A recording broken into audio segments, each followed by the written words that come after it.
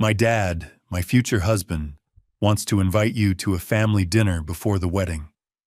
My daughter texted me a day before she was set to walk down the aisle. During dinner, my future mother-in-law leaned over and said something in Korean to her son, and the two of them laughed as if I didn't exist. They thought I was just a failed old man who didn't understand a thing. I smiled, stood up, raised my glass, and answered them in perfect Korean. The entire room fell silent. Welcome and thanks for being here. Before we continue, please like the video, subscribe, and comment where you're watching from. Note, this is a fictional story with dramatized elements for storytelling. Any similarities to real people or places are coincidental, but the ideas explored aim to offer meaningful and beneficial reflections. I don't need a magnifying glass to know when a man is trying to bury me, but today the shovel was made of 120-pound cream cardstock with a gold leaf border. I, Alaric Sterling, a 65-year-old retired textile importer, with silver hair and eyes that saw too much during my decades abroad, sat in my modest Chicago study, staring at a thick cream-colored envelope. The tactile grit of the gold leaf border felt like sandpaper against my calloused fingertips. This was no mere request for my presence at a wedding. It was a formal summons to a cage, a plan designed to lure me into a trap, where my very presence would legally validate a union meant to strip my daughter of everything I had built. Brian was overcompensating. Gold leaf doesn't hide the scent of desperation, and as I traced the raised ink of the Jade Pavilion address, I could practically smell the ozone from my old desk lamp mingling with the bitter taste of my cold coffee. I sat in the dim light, dissecting the card, not as a grieving father, but with the clinical detachment of the case officer I used to be. The cost of this single piece of paper was astronomical, far exceeding the modest salary of a supposed hedge fund manager. It was a message of dominance written in high-end stationery, 30 years of shadow work, and they thought I couldn't see a knife behind a smile. People like Brian Maxwell assume that a man who deals in silk and linen has forgotten how to recognize a wolf in the tall grass. They see the silver hair and the quiet house, and they mistake a strategic retreat for a surrender. The rhythmic ticking of the grandfather clock in the corner of my study felt like a countdown, a steady pulse in the silence of a home that had become far too quiet since Claire left. I knew the game he was playing. By inviting me so publicly with such fanfare, he was making it impossible for me to intervene without looking like the monster he had already convinced my daughter I was. It was a clever maneuver, the kind of psychological pincer move that works on ordinary men. But I have never been an ordinary man, and the textiles I imported were often just the shroud for much heavier things moving across borders. You see, when a predator thinks you're prey, they stop hiding their tracks. That was their first mistake. As I tilted the card under the sharp glint of my desk lamp, my eyes caught something the engraver hadn't intended for the general public to see. At the very bottom, pressed into the fibers with a stylus, was a nearly invisible line of Hangul. My breath hitched as I recognized the sharp, angular script of the Korean language. Gogiso. I read the word aloud, the syllables tasting like cold iron in my mouth. It was a specific, brutal insult, a term for a slaughterhouse animal, a beast being led to the pen. They weren't just inviting me. They were mocking the sheep before the slaughter. They thought I was the one walking into the trap. Calculated fury began to replace the cold analysis in my chest. I reached into the back of my desk drawer, moving past the old tax returns and stationery to a false panel that hadn't been opened in a decade. I picked up the black handset, the rotary dial clicking with a familiar, lethal rhythm as I dialed a number that didn't exist on any public record, activating a priority red asset through a channel they never expected me to remember. The ghost of a dial tone in my ear felt like a cold blade, but it was nothing compared to the way my daughter's voice had sliced through me 3 weeks ago. As I waited for the secure line to click into the digital ether, the sterile scent of my study vanished, replaced by the ghost of lemon polish and the blinding glare of the afternoon sun reflecting off Lake Michigan. I was back in that glass fortress on Wacker Drive, standing before the mahogany desk of Claire Sterling, 29, the sharp-suited CEO of Sterling Logistics, who looked at me with a mixture of pity and annoyance as she adjusted her engagement ring. I had come to her with a folder of anomalies, a quiet warning about the man she intended to marry. Brian Maxwell was a ghost. I told her a man with no verifiable digital footprint and a history that read like a forged passport. Men like that are either witnesses or hunters, but Claire didn't want a father. She wanted a blessing for a life I hadn't been invited to build. She revealed then that she had already moved the company's internal security audits away from my oversight weeks before, effectively gouging out my eyes inside the very firm I had helped her construct from the ground up. How do you tell the person you die for that they are walking straight into a fire they helped build? She stood up, the screech of her heavy chair against the marble floor, echoing like a scream in the quiet executive suite. To her, I wasn't a veteran of the Shadow Wars. I was just a xenophobic relic, a bitter old man who couldn't handle his daughter marrying into a Korean-American family because I hadn't personally vetted the groom. She told me this wasn't one of my overseas missions, and that my paranoia had finally cost me the only family I had left.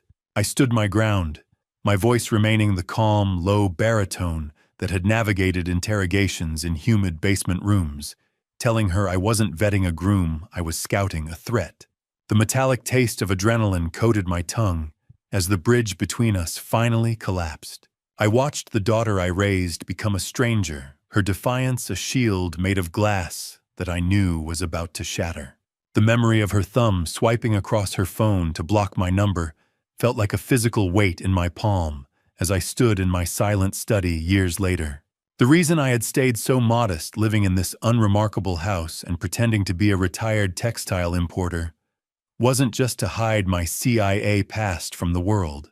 It was a calculated sacrifice to keep the syndicate's eyes off her, a layers-deep protection she had just thrown away by inviting me to a rehearsal dinner where the wolves would be watching.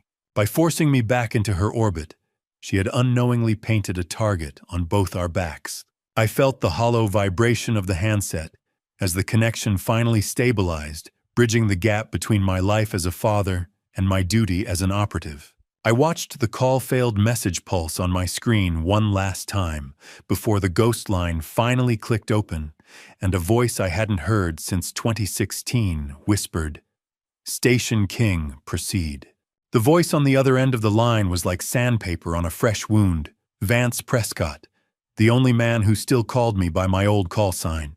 "Station King, proceed."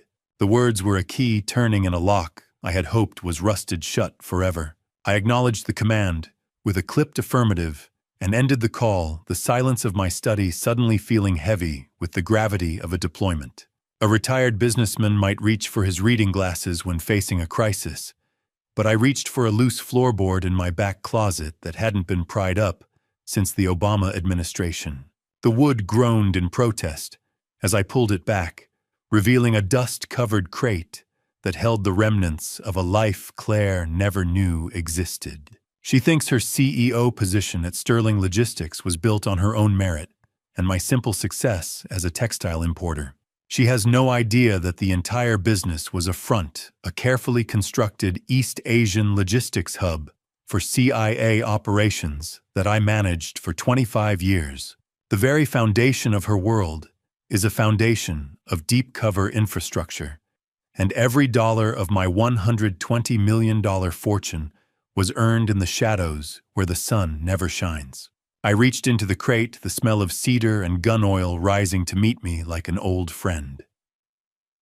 "Hello again," I whispered, my thumb tracing the cold steel of a discreet recording unit. "You were supposed to stay buried, but the Maxwells didn't leave me a choice." I began inspecting the gear with a practiced hand, checking the battery seals on a high-gain cufflink microphone and a portable signal jammer. In my world, a single slip of the tongue meant a shallow grave in the DMZ. In Claire's world, it just meant a bad Yelp review. The ironies of my life were beginning to stack up like cordwood. I had purposefully lived on a small fraction of my wealth, maintaining a modest house and a quiet car, to appear as an unappealing target to my former enemies. I had built a fortress of boredom around us, believing that if we stayed unremarkable, we would stay safe. But by letting Claire step into the spotlight as the head of the firm, I had inadvertently created the exact vulnerability I spent decades trying to avoid. She was a beacon now, and Brian Maxwell was the first predator to notice the light. The muscle memory came back, like a recurring fever, hot and inevitable. I felt the cool, smooth surface of a microtransmitter and the rough texture of an old encrypted passport that still had a few years before its fake expiration. I snapped a fresh battery housing shut with a satisfying click and adjusted a portable receiver. Claire thinks I'm a hoarder of old secrets, but she doesn't realize those secrets are the only reason she was allowed to grow up in the sun, oblivious to the wolves. The transmission frequency hissed into my hidden earpiece, a steady static that meant the channel was secure. I wasn't just going to that rehearsal dinner to watch from the sidelines. I had already planted a tracking device on the hem of her wedding dress delivery earlier that morning, while the courier was distracted. I had always been her shepherd, and a shepherd doesn't stop guarding the flock just because the sheep thinks the wolf is a friend. As I slipped the untraceable earpiece into place, a low-frequency pulse confirmed that Vance was already at the extraction point with the Maxwell file, and the first layer of their lie was about to be peeled away. The rainy Chicago street lamps smeared light across my windshield like blood as I drove toward the parking garage meeting. Rain lashed against the glass like 1,000 tiny needles trying to blur the path to a truth I already knew would be ugly. I guided my car into the cavernous, half-empty concrete structure near the loop, the rhythmic thud of water dripping from a corroded overhead pipe, providing a hollow percussion to the low hum of my engine. I waited in the shadows, my eyes scanning the mirrors for a tail, feeling the cold, damp weight of the air in my lungs. A nondescript sedan pulled into the space beside me. Vance Prescott, a 45-year-old FBI special agent with permanent dark circles under his eyes, met me in the shadows of the rainy parking garage. He stepped out of his vehicle, looking like a man who hadn't slept since the last administration, clutching a thick manila folder that smelled of cheap office coffee and high-stakes secrets. He looked at me with a weary sort of caution. He warned me that I was out of the game, and that if the Bureau found out he was feeding Station King, our careers were both finished. I didn't flinch. I told him not to feed the king, but to feed a father who was about to lose his daughter to a wolf in a custom tuxedo. Brian Maxwell was no ordinary groom. His supposed wealth was nothing more than a series of predatory loans from a syndicate that now held a bounty on his head. Claire's $120 million company wasn't just a prize to him. It was his only way to stay alive. Ever notice how the most dangerous men always have the whitest teeth and the firmest handshakes? I've seen it 1,000 times, from Istanbul to Seoul. The predators who dress in silk are always the ones who leave the deepest scars. I took the folder from Vance, the cold, damp texture of the paper sending a chill through my fingers. Under the dim, flickering amber light of a faulty fluorescent bulb that hummed with an annoying, high-pitched whine, I began to flip through the surveillance photos. The smell of wet asphalt and old exhaust hung heavy in the air as I processed the images. Brian Maxwell wasn't at a board meeting or a charity gala in these shots. He was standing outside a high-stakes illegal casino in Macau, looking far too comfortable in the company of men I recognized from old agency threat assessments. Vance explained that the hedge fund Brian claimed to manage was a total shell. It hadn't traded a legitimate stock in 3 years. He was the primary cleaner for a syndicate that specialized in the hostile takeovers of mid-cap logistics firms like the one my daughter now controlled. He was marrying her for the port access and the established shipping routes, a perfect conduit for a different kind of trade. One photo. That's all it took. Brian Maxwell was smiling in Seoul with a woman who definitely wasn't my daughter. But the revelation didn't stop with a secret mistress or a gambling debt. Vance leaned closer, his voice dropping to a low whisper that barely carried over the sound of the rain outside. He revealed that the FBI had been tracking Brian for 2 years, but they were letting the clock run. They needed the wedding to happen. They weren't after the small-time cleaner. They were waiting for the big fish behind the entire money laundering operation to step into the light. That fish was Brian's mother. I felt the bitter metallic taste of fear in my mouth, but it was sharpened by a cold, calculating anger. Vance tapped a grainy photo of an elegant woman in the background of a casino, shot the same woman I was supposed to have dinner with in 2 hours. The Jade Pavilion was an exercise in architectural arrogance, all red lacquer and gold leaf, designed to make a man feel small before he even took his seat. I walked through the red lacquered doors, carrying a $120 million target on my back and a hidden FBI file in my heart. The heavy, cloying scent of sandalwood incense hung in the air, a thick blanket meant to stifle the senses. As I was led through the main hall, the muffled clinking of silver against bone china echoed like distant, polite warfare. According to the Vance dossier, I wasn't just walking into a restaurant. I was walking onto a stage where the syndicate held a silent, controlling interest. This was their ground, their execution block disguised as a 5-star dining experience. At the entrance to the private room, I was met by Brian Maxwell, 32, a hedge fund manager, with a smile as bright and hollow as a polished coin. He stood by Claire's side, his hand resting on the small of her back, with a possessive ease that made my pulse quicken with a calculated heat. "You're late, Dad," Claire said, her voice brittle with a visible embarrassment that cut deeper than any physical blow. "We were just about to start without you." I offered a humble nod, my expression a mask of weary apology. "The rain slowed me down, Claire," I replied smoothly. "But I wouldn't have missed this for anything." The gold leaf decorations on the walls looked less like art and more like the bars of a very expensive cage. I felt the dry, paper-like texture of the dinner menu in my hands as I took my seat. But my focus remained on the woman sitting at the head of the table. Eleanor Maxwell, 58, draped in silk that cost more than a mid-sized sedan, sat with the poise of a queen ruling a crumbling kingdom. She was exactly as she had appeared in the Macau casino photos, elegant, composed, and radiating a quiet, predatory authority that most people would mistake for high society grace. Claire looked at me with a defensive stiffness, her posture a silent plea for me not to ruin the evening with my usual questions. I lowered my eyes, playing the role of the simple textile importer who had lived a small, unremarkable life. It was a role I had perfected over decades, the invisible man who sees everything because nobody bothers to look at him twice. The red lacquer table felt cold and smooth beneath my palms, a sterile surface for the games being played above it. I looked at my daughter and saw a woman standing on the edge of a cliff, cheering for the person about to push her. Eleanor treated me with a patronizing warmth, her words dripping with a fake sincerity that set my nerves on edge. She remarked on how charming it was that I had raised such a successful daughter with such a small, importing business, her tone suggesting that my life was a quaint curiosity compared to the sophisticated world her son occupied. "It was enough to keep us fed, ma'am," I said, keeping my voice low and respectful. I was never one for the big city lights. As I spoke, I felt a slight, sharp vibration in my cuff, the discreet signal from the transmitter I'd concealed.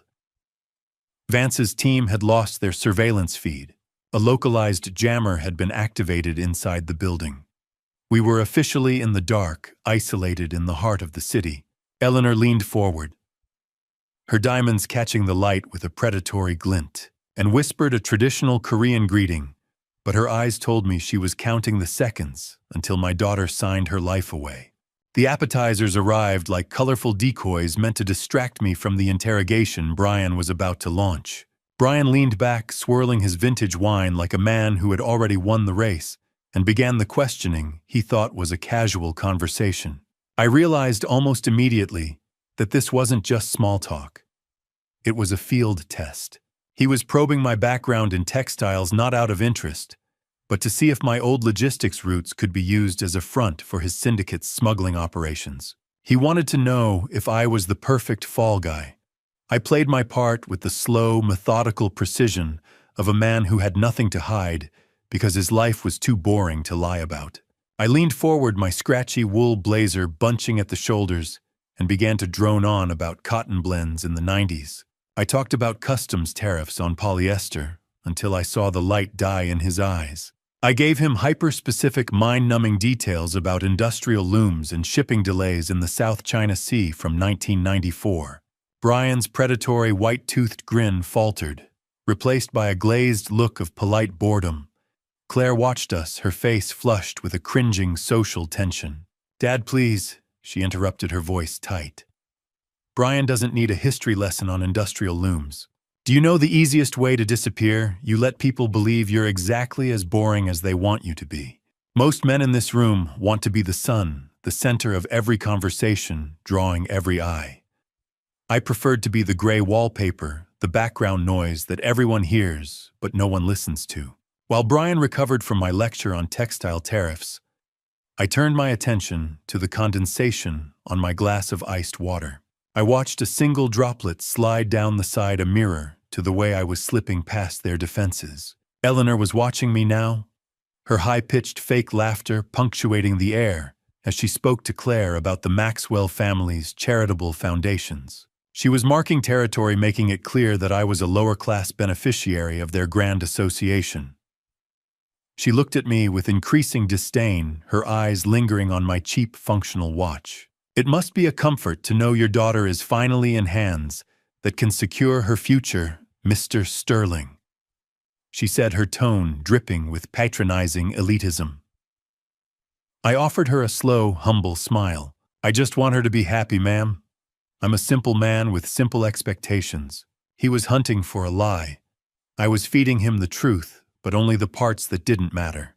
My internal CIA-trained radar was screaming at the way Eleanor avoided looking at the waitstaff, a classic sign of someone who viewed others as tools rather than humans. I felt the faint metallic scent of the heavy silverware as I picked up my fork, my hands steady. Every move I made was a calculated performance. I purposefully, accidentally, spilled a small drop of water on my sleeve, a clumsy gesture of an old man losing his edge. As I reached for a napkin to dab at the damp fabric, I used the motion to adjust my cufflink, ensuring the hidden microphone was angled perfectly toward Eleanor. I felt the slight vibration of the housing against my skin, a confirmation that I had a clear audio lock. I was no longer just a guest. I was a recording device in the heart of the enemy's den. Eleanor caught Brian's eye and gave a nearly imperceptible nod, her lips curving into a thin, cruel line as she prepared to speak the words she thought I'd never understand. The transition was seamless, a smooth glide from the stilted English of a polite host to the razor-sharp, rapid-fire Korean of a woman who thought she was invisible in plain sight.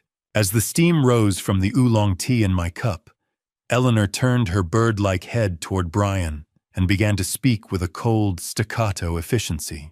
She didn't know that my years in Seoul weren't spent merely trading fabrics, or that she was sitting across from a man who knew her reputation long before she stepped into this restaurant. In the Seoul underworld, Eleanor was known as a sultang, a ruthless money broker who specialized in laundering the debts of the desperate.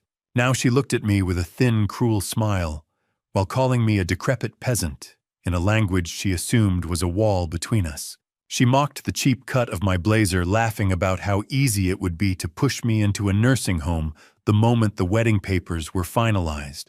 Brian nodded along, his eyes glinting with a shared arrogance. He told her to be patient, that the peasant was the only one who could sign over the logistics infrastructure they needed to bridge their Macau debts. I sipped my tea, the liquid hot and bitter, my face as unreadable as a stone wall, while the recording device in my cufflink hummed against my skin, capturing every syllable of their disdain.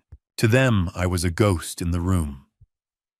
Little did they know I was the one haunting the house they were trying to steal. My grip on the white linen napkin tightened beneath the table, but I forced my breathing to remain slow and shallow.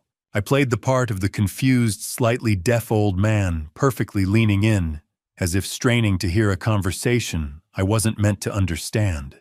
Eleanor didn't stop with me. She turned her linguistic assault toward Claire, calling my daughter a stupid, Lonely girl who was so desperate for affection, she would hand over $100 million empire just for a kind word and a wedding ring. Brian let out a soft, sharp laugh in Korean, admitting he almost felt bad for her, but then reminded his mother that $12 million in gambling debt tended to kill a man's sympathy. They spoke of Claire as if she were a transaction, a clean vessel to be emptied and discarded once the logistics routes were secured for their syndicate partners. Have you ever sat across from someone who was planning to kill your legacy while they offered you a piece of bread? It's an acquired taste. The underlying smell of expensive perfume and betrayal was thick enough to choke on, yet I maintained my mask. I watched the clink of porcelain against the lacquered wood, a rhythmic domestic sound, masking a conversation about the end of my family. Eleanor reached for a piece of dim sum, her diamonds catching the light with a predatory shimmer.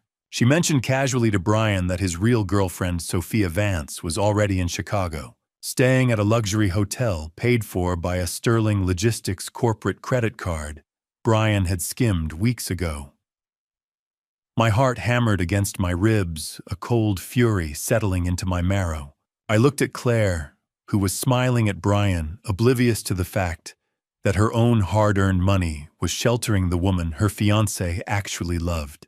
Eleanor smiled at me, then her eyes as cold as a frozen lake, and asked in perfect English if I liked the tea. I nodded, offering a vacuous smile while her last Korean sentence still echoed in my ears. We kill the old man's influence tomorrow. The name Sophia Vance hit me like a physical blow, a ghost from Brian's Macau files, finally taking shape in the middle of our dinner table. I watched the steam rise from my tea, a white shroud for the daughter who was currently being measured for a financial coffin right in front of me. I remained composed, keeping my eyes downward as if focused on the delicate floral pattern of the porcelain. Brian began to explain the strategy to his mother in Korean, his tone a mix of pride and clinical indifference. He described Sterling Logistics as the perfect vault, a clean vessel for dirty water. Because of its spotless audit history and massive daily cash flow, it was the ideal conduit for funneling syndicate funds through ghost shipments. I realized then that Claire wasn't just being robbed. She was being set up as the ultimate fall girl for a federal money laundering operation. While I sat there playing the part of the simple father, Brian revealed he had already hacked into Claire's personal phone. He was sending automated cheerful messages to her friends to isolate her, ensuring no one would notice the subtle shift in her behavior as the wedding approached. A vault, that's what they called my little girl. A box to be stuffed with filth and then burned. The dry sound of Eleanor's laughter grated against my nerves, a sharp contrast to the scent of expensive lilies arranged in the center of the table. She shifted the conversation toward Sophia Vance, noting that the woman was becoming impatient in her Chicago hotel. Brian didn't even flinch. He reassured his mother that the wedding was the final key and that Claire's own corporate credit cards were already being used to cover Sophia Vance's luxury expenses at a Gold Coast suite. I felt a surge of protective rage, a heat that threatened to melt my mask of calm. My hard-earned legacy, the life I had built to keep Claire safe, was being used to wine and dine the woman intended to replace her. I watched Brian check his expensive watch, a timepiece likely bought with the proceeds of another man's ruin, and I wondered how many other lives he had dismantled before turning his sights on us. Have you ever sat through a dinner where you were the only one who knew the menu was written in blood? It requires a specific kind of stomach. I took a sip of my tea, but it had steeped too long and tasted bitter, mirroring the cold fury settling in my chest. I watched the vibration of a phone on the table, Brian's phone, as he dismissed a notification with a flick of his thumb. They weren't just planning a quiet divorce after the assets were stripped. Through their rapid-fire Korean banter, I discovered the darker truth. Once the joint authority papers were signed and the assets fully transferred, they were planning a tragic accident for Claire. A bridge, a mechanical failure, a headline in the morning paper. My daughter was a loose end they intended to tie off. Brian raised his glass to me, his smile as sharp as a scalpel, while his mother whispered the final order in Korean, her voice barely a breath. She told him to make sure Claire signed the proxy before she even left the church steps. I met his gaze, offering a vapid, elderly smile of my own, while my mind was already calculating the exact number of seconds I would need to burn their world to the ground. The conversation returned to English as the main course arrived, a beautifully plated lie served on a bed of cultural arrogance. I sipped my water, the cool liquid doing nothing to extinguish the fire spreading through my veins, as I watched the man my daughter loved describe her death in Korean as a favorable liquidation. A waiter approached with a bottle of sparkling water, his movements fluid and precise. As he refilled my glass, his eyes met mine for a fraction of a second, and I felt a surge of cold reassurance. He was a ghost asset from my old CIA days in the Pacific Rim, a man I'd helped relocate a decade ago. It confirmed I had physical backup inside the Jade Pavilion's kitchen, but for now I was still the only one standing between Claire and the grave they were digging for her. As the sea base was placed before me, the searing heat of the ginger and chili reached my nose, a sharp, clean scent that matched my rising tactical focus. I purposefully fumbled with my heavy chopsticks, letting them clatter against the cold, clinical touch of the porcelain plate. Eleanor tilted her head like a bird watching a worm, her expression softening into a patronizing pity. She asked if the fish was too spicy or if I needed something simpler, and I offered a vacuous, apologetic smile. "Oh no, it's lovely, Eleanor," I said, my voice wavering just enough to sell the weakness. "Just these hands of mine, they aren't what they used to be. How do you maintain a grandfatherly smile when the man across from you is picking out the color of your daughter's funeral casket?" Brian and his mother resumed their staccato Korean, discussing the logistics of a mechanical failure for a vehicle Claire would be driving shortly after the honeymoon.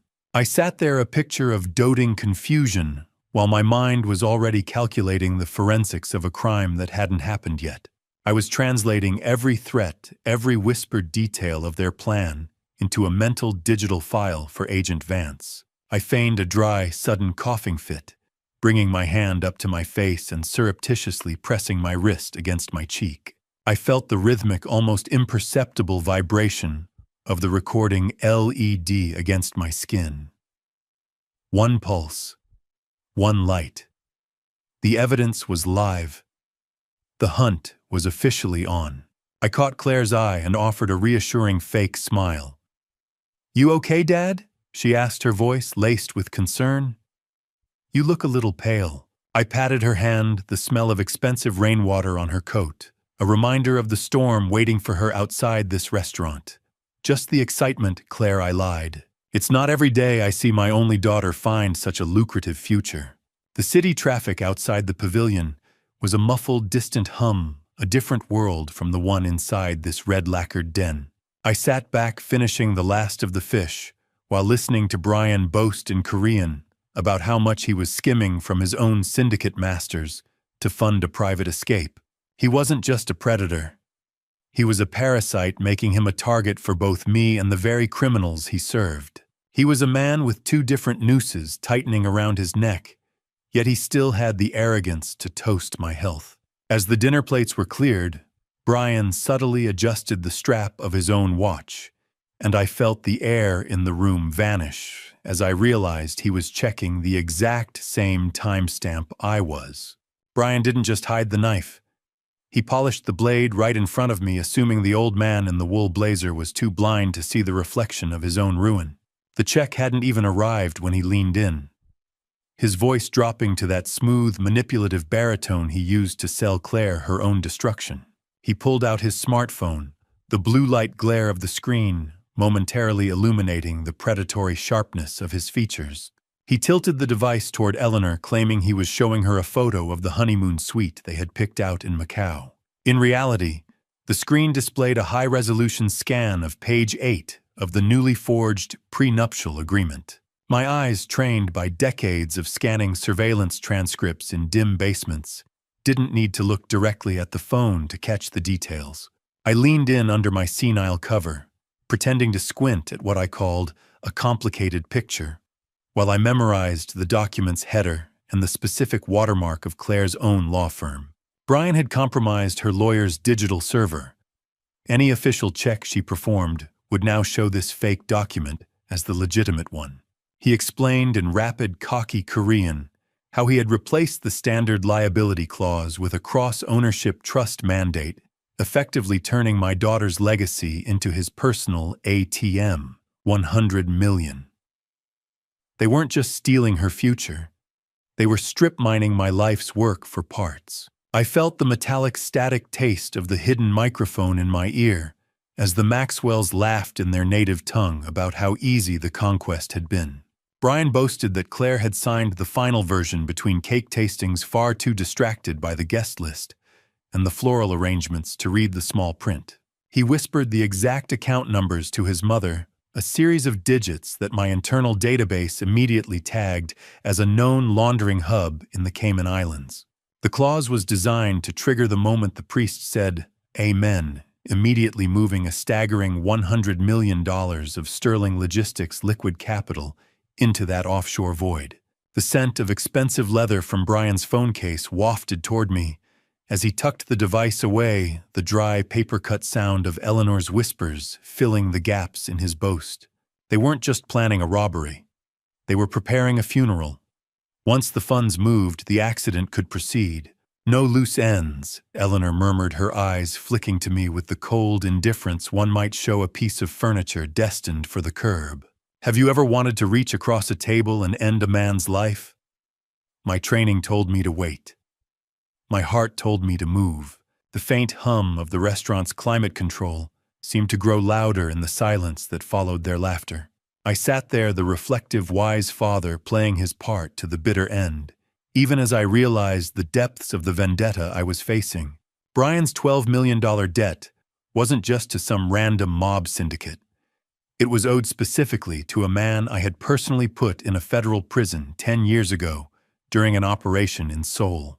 This wasn't just a con. It was a targeted strike. Brian was the weapon, but the hand guiding him was seeking a decade-old revenge against Alaric Sterling. I watched him tuck his phone away with a smirk, unaware that the ghost of the man he was robbing had just downloaded the entire roadmap to his own execution. The check arrived, settled in seconds by Brian with a flourish of Claire's corporate credit card, the first of many thefts I would allow tonight.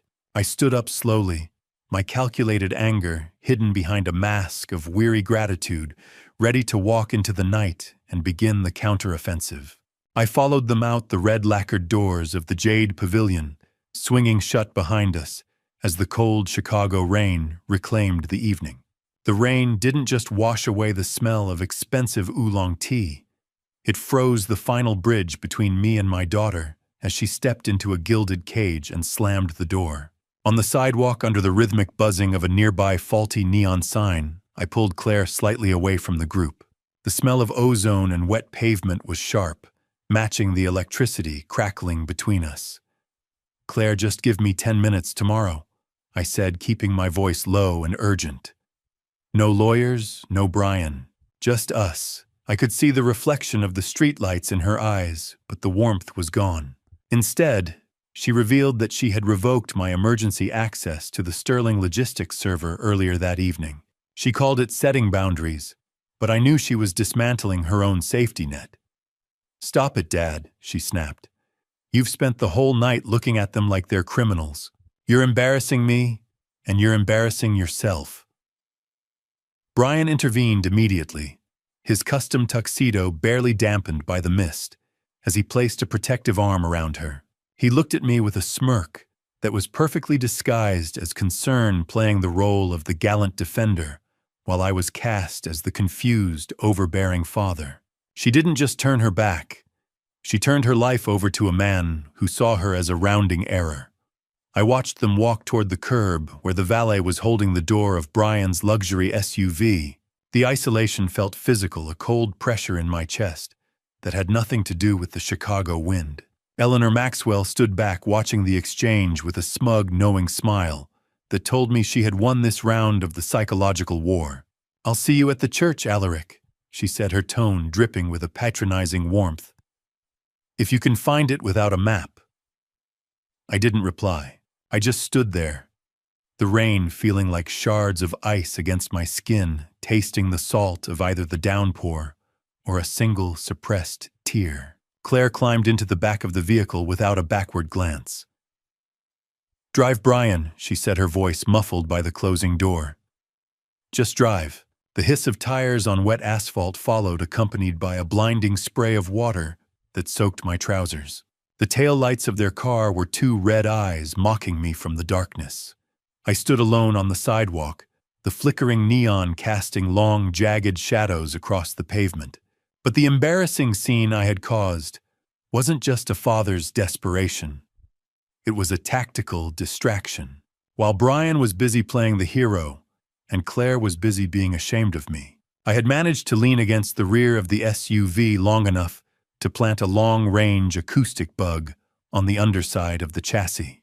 The muscle memory was still there, the quick, invisible placement I'd practiced 1,000 times in busier streets than this. I pulled out my phone, the screen illuminating my wet face, the vibration of the glass against my cold thumb feeling like a lifeline.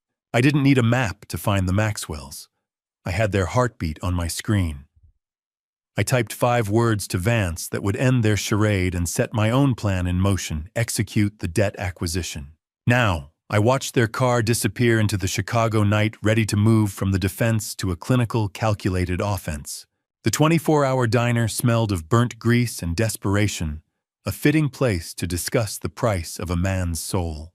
The smell of cheap floor wax shouldn't have felt like home, but in my line of work, the best truths are usually traded over lukewarm coffee and a cracked vinyl booth.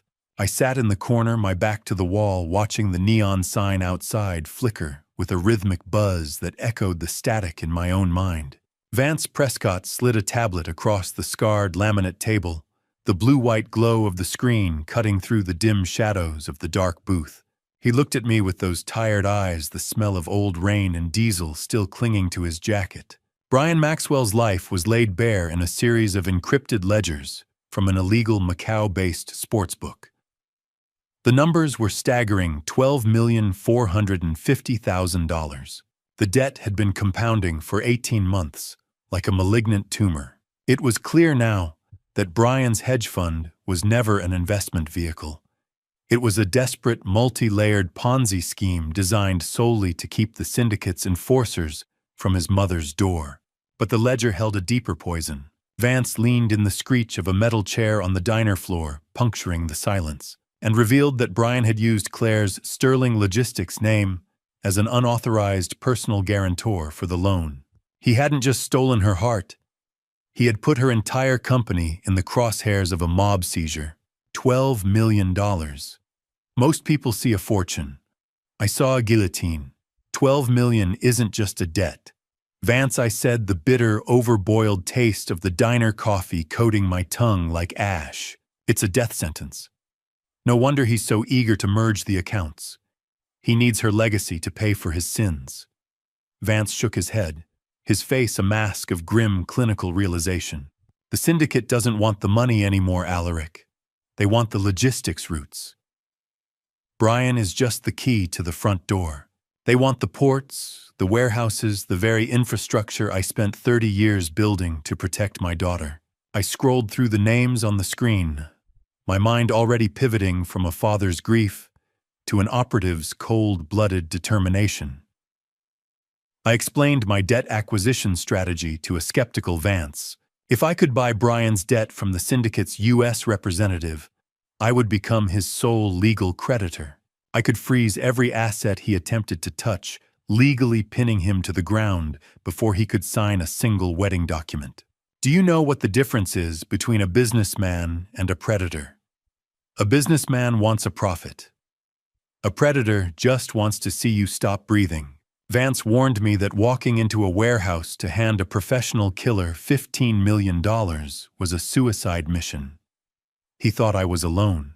I told him I'd be bringing 30 years of reasons why they should take the deal and run. The distant hum of a passing freight train vibrated through the booth, a low-frequency reminder of the world moving outside our bubble of secrets. I knew the man I had to meet. The syndicate's U.S. representative was a ghost from my own past, a man I personally saved during a failed extraction in Hong Kong back in 2004. It was a debt of blood, a currency far more valuable than the liquid cash I was currently moving from my offshore holdings. I closed the tablet and looked out the window at the rain, knowing that by this time tomorrow I would either own my son-in-law's soul or I wouldn't be alive to see the wedding. The industrial district of Chicago is a graveyard of rusted steel and broken promises, the perfect place for a dead man to negotiate for a life. The rust on the warehouse gates tasted like old blood in the morning fog, a grim reminder that in my old life, meetings like this usually ended with a shovel or a checkbook. I guided my car through the heavy sliding door that echoed in the void, the smell of damp concrete and industrial grease thick in the air. I stepped out into the shadows, my ears immediately picking up the sharp click of a safety being engaged somewhere above the catwalks. Han Wul, the syndicate's U.S. representative with a jagged scar running from his ear to his jawline, a gift from the triads I'd stopped in 2004, emerged from the warehouse office like a predator sensing a rival. He didn't offer a hand, and I didn't expect one. He revealed that his men were already preparing to liquidate Brian Maxwell tonight. The boy had become a liability they no longer wished to carry. My arrival hadn't just interrupted their schedule. My buyout offer was the only thing keeping Brian from a permanent sleep in the lake.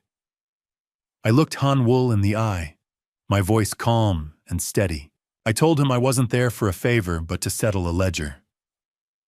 "You saved my life in Kowloon Station, King," he rumbled, his eyes tracing the gray in my hair. "But 15 million is a lot of weight for a ghost to carry." Click. The wire was verified. $15 million vanished from a blind account in Zurich, and I became the most dangerous man in Brian Maxwell's world. I sat at a scarred metal table, the blue light glare of my satellite laptop illuminating the predatory lines of Han Wul's face. "The money is in the ether," I said, my thumb hovering over the delete key. "Give me the paper." He slid a heavy manila folder across the table toward me, its cold weight a physical manifestation of Brian's ruin. Inside were the original promissory notes, the predatory loan agreements, and the forged Sterling Logistics guarantor forms that Brian had thought would be his salvation. In that moment, the power shifted. I was no longer a concerned father pleading for his daughter's attention. I was the sole legal creditor for a $12 million debt. I owned the heir. Brian breathed the clothes on his back and every second of his remaining future. Han Wul leaned back, a dark amusement flickering in his eyes, as he told me Brian was all mine now, and to try not to make too much of a mess at the wedding. Most fathers buy their daughters a wedding gift. I bought her the man who was trying to kill her body and soul. I began flipping through the secondary documents in the folder, my eyes widening as I discovered a second layer to the betrayal. Brian hadn't just collateralized Claire's company. He had used his own mother's secret offshore retirement fund as additional security. He had bet the Maxwell matriarch's entire future on a hand he was destined to lose. I realized I didn't just have a creditor's claim against a small-time con man. I had the key to Eleanor's absolute ruin. The woman who had mocked my cheap blazer and patronized my small life was now quite literally living on my mercy. I gripped the heavy folder, the ink on the transfer documents still feeling wet to my touch, and felt a cold, lethal triumph settle into my bones. The Maxwells had spent months planning an accident for my daughter, unaware that the shepherd had already built a cage for the entire pack. I walked back to my car, the morning fog finally beginning to lift, ready to prepare the final notification for a bride who still believed in fairy tales. The silence of my study at 2 a.m. was a lie, a thin veil over the storm I was about to unleash in a 2,000-word warning Claire was destined to ignore. The blue light of the monitor was a cold substitute for the warmth of a daughter's trust. But at this hour, it was the only bridge I had left to build. I sat there, the rhythmic tapping of keys echoing through the silent house as I meticulously poured every piece of evidence into a digital manifesto. I attached the scans of the debt acquisition from Han Wool, the grainy surveillance photos of Sophia Vance in her Gold Coast suite, and the decrypted FBI ledgers. I didn't write as the tactical operative station king, but as a father whose heart was breaking for a child who no longer knew his voice. I revealed the truth of my CIA background, finally providing the context for the paranoia she so deeply resented. I wrote that I never wanted her to know the man I was, because that man didn't deserve a daughter like her. I begged her not to believe me blindly, but simply to read the facts because the truth doesn't need her permission to be real. However, a darker discovery surfaced as I worked. Brian had installed a specialized filter on her accounts that specifically triggered on keywords like FBI debt and CIA, ensuring my warnings would never reach her eyes. 20 years of coding firewalls for the agency, and I couldn't get a single "I love you" past a 2-bit con man's filter. It was a staggering realization of how deeply Brian had already burrowed into the infrastructure of her life. I watched the cooling electronics hum, the smell of stale coffee lingering in the air as I hit the send button. I expected the weight to lift, or at least to feel the minor relief of a duty performed. Instead, the screen flashed an immediate, brutal error message blocked. Address not found, or recipient is not accepting mail. The stinging dryness in my eyes grew sharper as the mechanical click of the mouse rang out in the void. She didn't just close the door, I whispered to the empty room. She bricked over it. Brian was far better at isolating his targets than I had given him credit for. He had convinced her that scrubbing my entire digital existence was a necessary step for her mental health and wedding preparations. Do you know what silence sounds like at 3 a.m? It sounds like a death warrant. I leaned back in my chair, the cursor blinking like a heartbeat on life support. But Brian Maxwell, for all his arrogance, had forgotten one thing: you don't play chess with a man who helped write the manual on Grandmaster strategy. I revealed to the empty air that I had anticipated this digital block from the very first keystroke. The email wasn't just a message, it was a ping. Hidden within the text was a tracking pixel designed to bypass standard firewalls and report back the exact GPS coordinates of the device that received the bounce-back notification.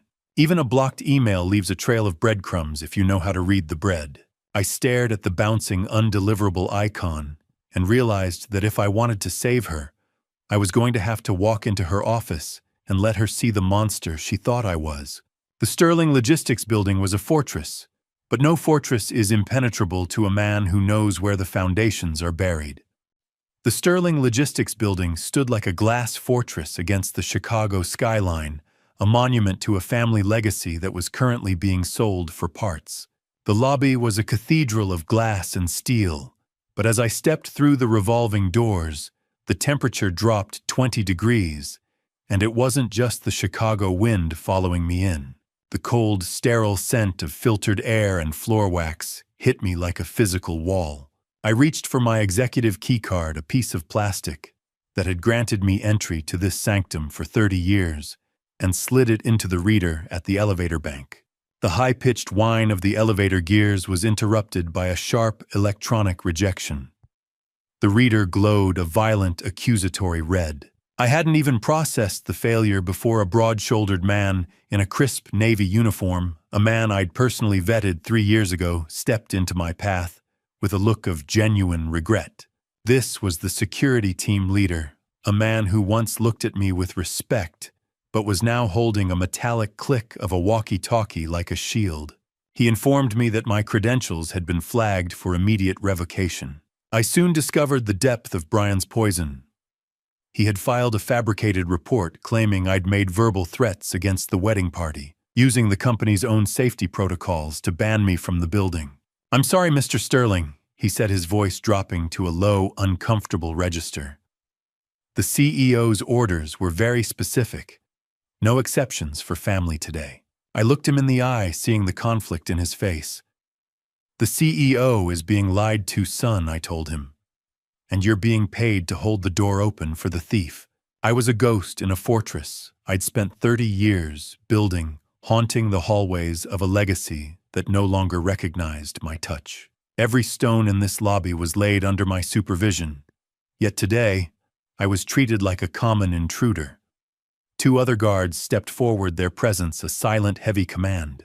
They guided me back toward the street with a firm but gentle efficiency that felt like a burial. As we moved toward the exit, I feigned a stumble near the main elevator bank, letting my wallet slip from my pocket. It hit the marble floor with a soft thud, sliding just under a decorative planter. Inside that leather fold was a high-speed data skimmer I'd activated in my car, a device that would now begin a quiet, invisible harvest of the building's internal firewall, while the security team remained focused on my face. The biting chill of the Chicago wind hit my face the moment I crossed the threshold, a harsh reality after the climate-controlled silence of the lobby. I didn't leave immediately. I paused on the sidewalk and looked up at the 42nd floor, squinting against the glare of the morning sun. There, against the floor-to-ceiling windows, I saw Claire's silhouette. She was a dark, rigid line against the sky, her posture telegraphing a frantic energy as she talked on a phone. For one agonizing second, she looked down, and I knew our eyes met through a quarter-mile of reinforced glass. "Just 1 minute, Claire, just look at the file." I shouted at the wind, but the sound was devoured by the roar of the city. Then, with a slow, deliberate motion, she reached out. I heard the imaginary sound of heavy fabric sliding across a metal track as she drew the heavy motorized blinds. The blinds didn't just close, they sealed the tomb. I watched the shadow of my daughter vanish behind the gray fabric and realized that Father O'Brien was the only man left in Chicago who could help me stop this marriage without a bullet. St. Jude's Cathedral was the only place in Chicago where the silence didn't feel like an interrogation. But today, I was here to ask a holy man to help me commit a strategic deception. St. Jude's smelled of beeswax and centuries of prayers, a sanctuary of silence, where I intended to commit a necessary sin. I stepped into the dim sacristy, the chill of the hallowed air, a sharp contrast to the biting wind I'd left on the sidewalk. Father O'Brien, a man with a voice like gravel over silk and eyes that had heard the sins of Chicago's most powerful for 40 years, stood in the shadows of the altar.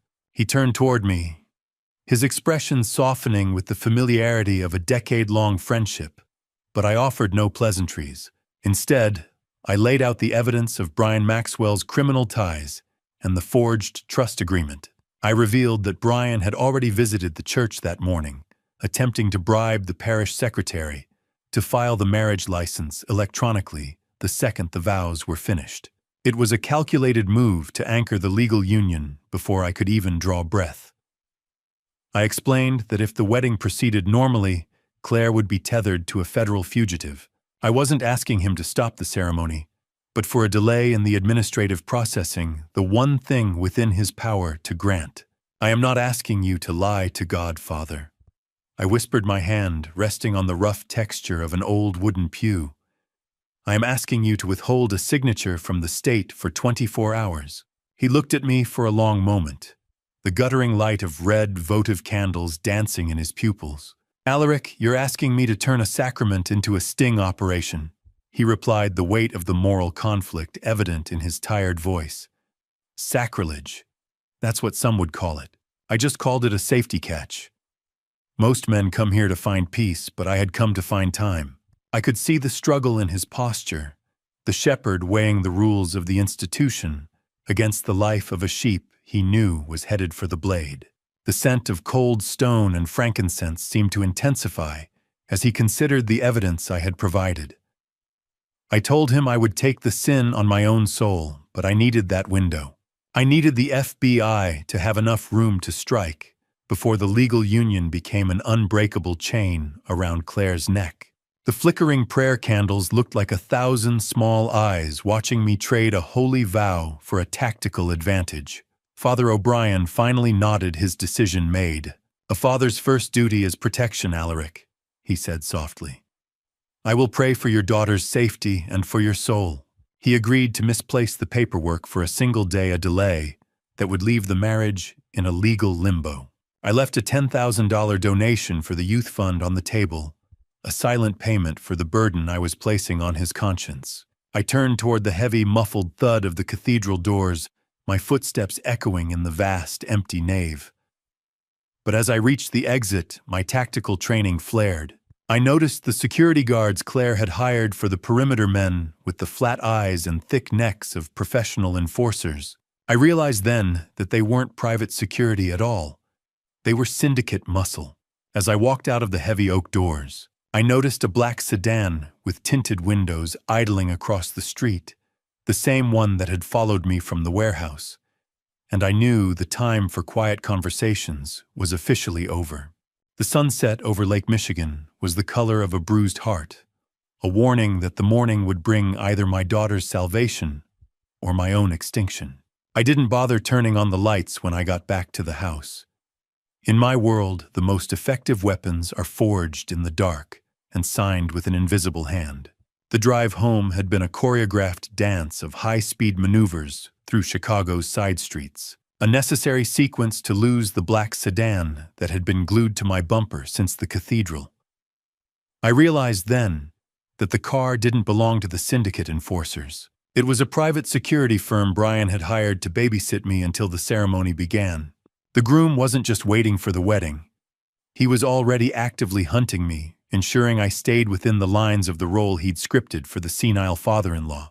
I slipped into my study, the blue light glare of my laptop stinging my tired eyes as I bypassed the standard banking firewalls. "If you want my throne, Brian," I whispered to the empty room, "you're going to have to find it first."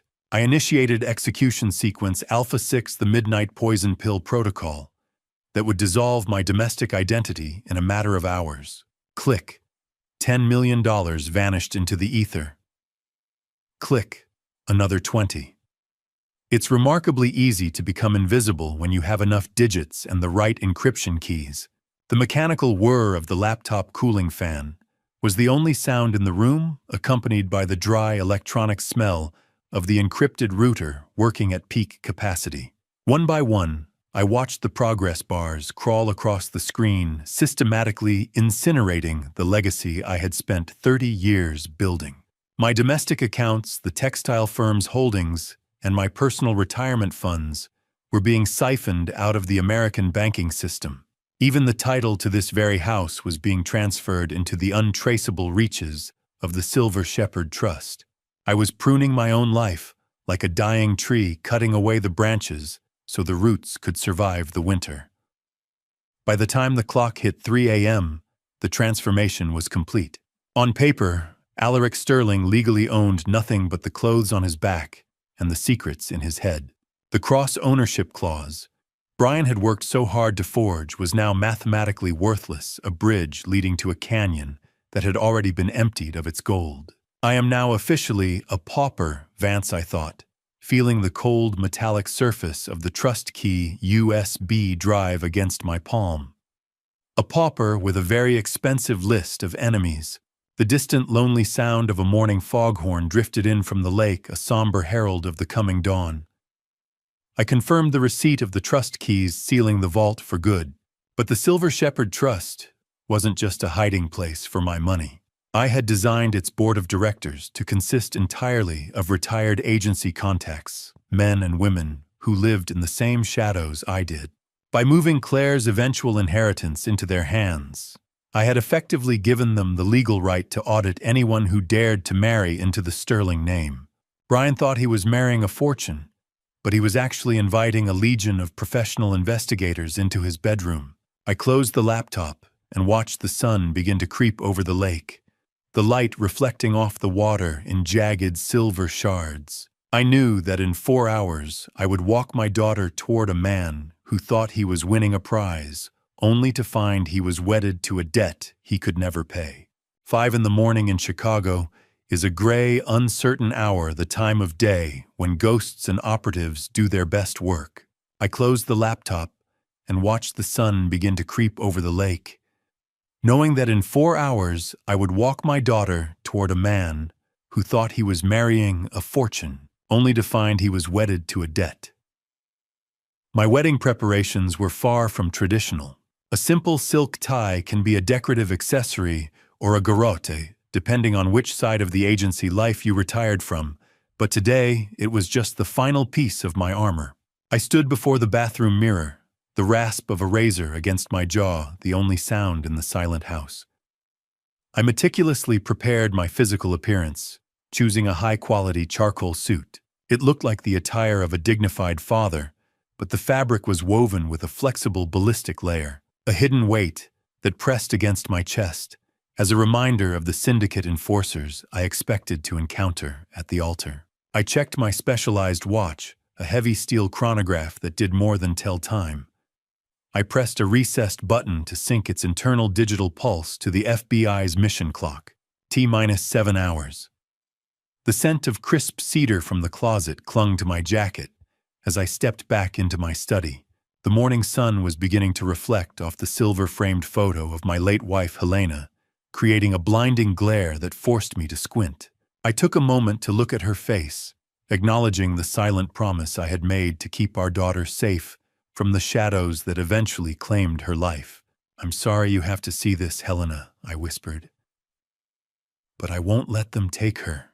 The rhythmic buzzing of my encrypted phone on the mahogany desk broke the silence, pulling me back into the cold reality of the tactical field. Before I reveal the detail in the final briefing that changed the entire scope of the mission, are you still with me? Choose A if you think I should proceed alone, or B if I should trust the Bureau. And add one short reason so I can see how you're reading this. Please note that the following contains dramatized details added for narrative impact. The purpose is reflection on the lengths a protector must go. I picked up the device, my thumbprint authorizing the decrypted transmission. The final briefing from Vance Prescott was a map of a silent invasion. He confirmed the tactical positioning of 20 undercover agents already filtering toward St. Jude's. They were taking their places as caterers, ushers, and even high society guests in borrowed tuxedos. Vance's text confirmed that the cascading signal was live, meaning the multimedia override in the cathedral was primed for my remote trigger. We both knew that once the first arrest was made, there would be no turning back from the public exposure of my past. I messaged him back telling him to ensure they wait for the Korean signal, so the Maxwells would hear their ruin in their own tongue. Vance's final attachment was a thermal scan of the honeymoon luggage. It revealed that Brian Maxwell had requested an armed escort for the honeymoon, a clear indication that the syndicate planned to move Claire out of the country the moment the reception ended. My phone buzzed with the final confirmation: 20 agents in position. The trap was set, and the only thing left to do was give my daughter away to a man I was about to destroy. The spire of St. Jude's Cathedral pierced the Chicago sky like a jagged needle, a monument to a faith I was about to test with absolute evidence.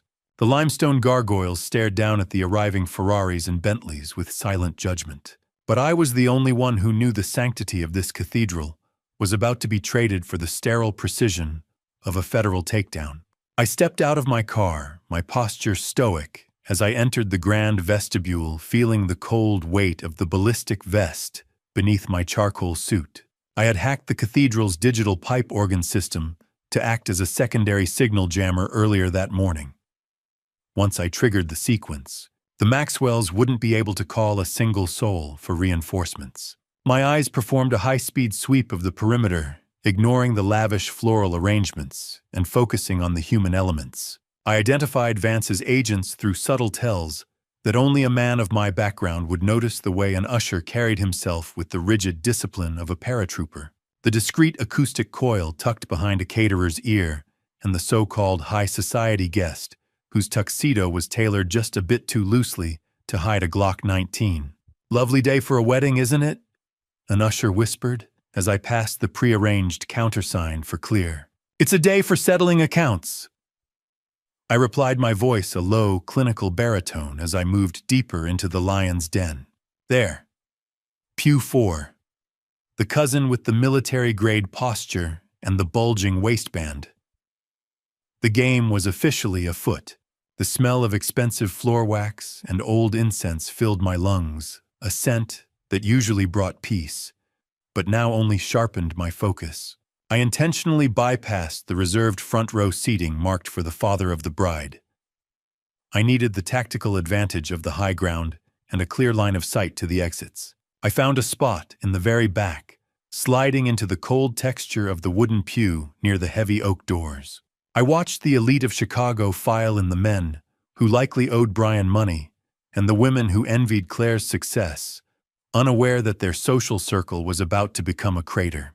I felt the remote trigger in my pocket, a small black plastic box that held the power to burn a dynasty. It was a strange sensation sitting among the wealthy while holding the match that would incinerate their afternoon. The cathedral was a beautiful hollow shell, a stage set for a play that was about to transition from a romance to a tragedy in 3 languages. The bright, multicolored glare from the stained glass windows painted the stone floor in shades of blood and sapphire, creating an atmosphere that felt more like a courtroom than a sanctuary. I looked toward the altar and saw Brian Maxwell. He was leaning down, whispering intently to a man who wasn't a groomsman or a relative. I recognized that face. It was a known syndicate enforcer I had seen in the warehouse meeting photos. The accident wasn't just a future plan. It was already being coordinated right here under the eyes of God and the FBI. The first heavy chord of the organ shook the floorboards, the vibrating bass rattling my very bones as the music announced the start of the processional. As the great doors began to swing open for the bride, I felt my heart harden into the stone of the walls around me, ready for the storm. The doors groaned open, and there she was, a vision in white silk, walking toward her own destruction with a smile I had spent a lifetime trying to protect. The heavy oak doors didn't just open. They exhaled the scent of 1,000 white lilies, a floral shroud for the daughter I was about to lose, to a man who saw her as a bank account with a pulse. Claire stood at the threshold, radiant and shimmering under the blinding rainbow glare of the stained glass. But she was isolated by her own defiance. She began the long walk down the aisle alone, her chin tilted high, a public statement of independence that felt like a physical blow to my chest. As she drew nearer to my back row seat, I noticed a sapphire pendant around her neck that I didn't recognize, a gift from Eleanor, no doubt. My tactical training flared as I spotted the pinhole aperture in the setting. It wasn't just jewelry. It was a directional microphone, meaning every word my daughter spoke today was being recorded as leverage for the Maxwells. I leaned forward as she passed, the rhythmic thumping of my heart heavy against my ballistic vest. "I love you, Claire." I whispered, my voice a ghost of a sound. "Please just look at me." She walked past me like I was part of the architecture, a stone pillar, a relic of a past she wanted to burn. She didn't flinch, her gaze remaining locked on the man waiting at the altar. "Let me live my life, Dad." She murmured the words so low they were meant only for us, yet they carried the weight of a final judgment. But my failed whisper wasn't just a plea. It was a voice command trigger for the data skimmer I had successfully lost in the lobby earlier. Deep within the building's infrastructure, the device acknowledged my vocal signature and initiated the final breach of the Sterling Logistics main server. I sat back in the shadows, watching the white silk of her train hiss against the cold marble floor, the sound of a fuse burning toward an explosion only I could hear. The church was full of people who saw a fairy tale, but I saw a crime scene in progress, a hostile takeover disguised as a holy sacrament. I could feel the cold precision of the mission clock, ticking in my mind, each second bringing us closer to the point of no return. Claire reached the front of the cathedral, where Brian Maxwell waited with a smile as bright and hollow as a polished coin. I watched from the darkness of the rear pew as he took her hand, his thumbs tracing her skin with a possessive ease that made my blood run cold. "I'm finally here, Brian," she said, her voice echoing through the nave. "No more ghosts." Brian leaned in, whispering that she looked breathtaking, but I saw the predator's grin behind the groom's mask. Sunlight from the high windows cast a deceptive, holy glow over them, a beautiful lie painted in light. The moment felt transactional, a handover of assets rather than a union of souls. I looked toward Father O'Brien, who stood like a silent sentinel over the proceedings. He cleared his throat and opened the heavy liturgy book, the dry, paper-like sound of the pages turning, carrying clearly in the vaulted space. He looked up, his eyes meeting mine for a fraction of a second, acknowledging the burden of the deception we were about to facilitate together. He prepared to begin the most expensive lie in the history of the parish, and I prepared to end it. Brian took Claire's hands in his thumbs tracing the skin where she would soon wear his ring, a shackle he had spent 6 months forging. Listening to Brian Maxwell promise to cherish my daughter was like watching a snake describe the warmth of the sun. It was a performance so polished, it made the holy water in the font feel oily. He delivered a poetic pre-written set of vows that focused heavily on building a shared empire and merging 2 worlds into one. I watched from the back row, my eyes tracking Eleanor Maxwell in the front row. She was looking at Claire not with maternal love, but with the hungry appraisal of a butcher eyeing a prime cut. Brian subtly touched his lapel, revealing a hidden earpiece of his own.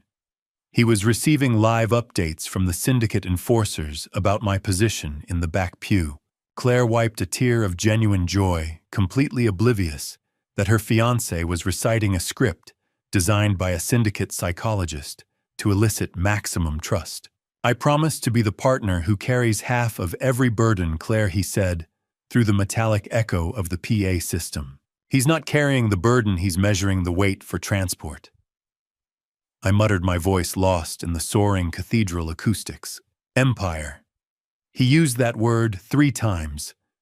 Predators always reveal themselves through their vocabulary, if you know how to listen for the tells. I felt the haptic buzz of my phone against my thigh, a sharp vibration that cut through the romantic haze of the ceremony. It was Vance confirming that all perimeter teams were green and in position. I didn't hesitate. I reached into my pocket, my fingers finding the specialized controls on my watch. I typed the code word "cascading" and hit send. Immediately, I smelled the faint scent of ozone as the church's hidden projector system hummed to life, slaved to my remote trigger. Claire began her vows, but for a second, her eyes searched the front rows, her brow furrowed in confusion. "Dad, where are you?" she seemed to ask with her gaze before she regained her focus on Brian. She didn't realize that I had moved to the high ground to ensure her survival. I watched the sunlight hitting the polished silver rings, a brilliant sparkle that felt like the flash of a muzzle in the dark. Have you ever seen a man smile while he's hanging a noose? Brian Maxwell was an artist of the craft. His mother watched him with a pride that was purely financial. Her hands folded over a silk clutch that I knew held the forged transfer papers. In my peripheral vision, I noticed a second black sedan pull up to the heavy cathedral doors. The men stepping out weren't FBI agents. They carried the blunt, heavy movements of Macau enforcers. Brian's debt had come due, and they weren't here for the cake. They were here to collect the bride as collateral. My throat felt cold and dry as I prepared to speak, the silence of the church suddenly heavy with the gravity of the coming strike. Father O'Brien took a deep breath, his voice booming through the speakers as he reached the question that would either end my daughter's life or start her salvation. If anyone can show just 'cause why these 2 may not lawfully be joined, let them speak. Now or else forever hold their peace. I felt the remote trigger click in my palm, and the first slide of the digital evidence flashed across the white stone walls. I didn't wait for the silence to stretch. I stood up the legs of my wooden pew, scraping against the marble like a gunshot in a library, and for the first time in 20 years, I let my true voice echo in a room full of people. I projected my words with a cold, lethal authority that cut through the romantic air of the cathedral. I didn't address the altar in English. Instead, I spoke in flawless, razor-sharp Korean, repeating the exact insults Eleanor had spat at me during dinner. I called Brian a gogi, a slaughterhouse animal, and identified Eleanor not as a high society matriarch, But as the disgraced Sultan broker, I had personally hunted and shut down in Seoul 20 years ago. The Maxwell family froze their heads, whipping around in a synchronized snap of terror. The decrepit peasant they had mocked was gone, replaced by the ghost who had ended their first reign of greed. Eleanor's face drained of color, her diamond-clad hands beginning to tremble against her silk gown as she stammered in our shared second language, demanding to know who I really was. "You should have checked the room for shadows." "Eleanor," I replied in that same staccato Korean, "I understood every word of your slaughterhouse dinner." Silence. Then the sound of 300 hearts stopping at once. I wasn't the victim anymore. I was the reaper. The audible gasp of the 400 guests created a vacuum of shock that seemed to pull the oxygen from the nave. I switched to English, my voice steady and clinical, informing the entire congregation of the Maxwells' true intent. I laid out the mechanics of their fraud, explaining how they intended to use my daughter as a financial vault to launder Macau gambling debts before arranging a convenient accident for her once the honeymoon began. Claire stood paralyzed at the altar, her bouquet trembling so violently that white petals began to drift onto the marble like snow. "Dad, what are you saying?" she whispered, her voice cracking with a profound devastation. You speak Korean."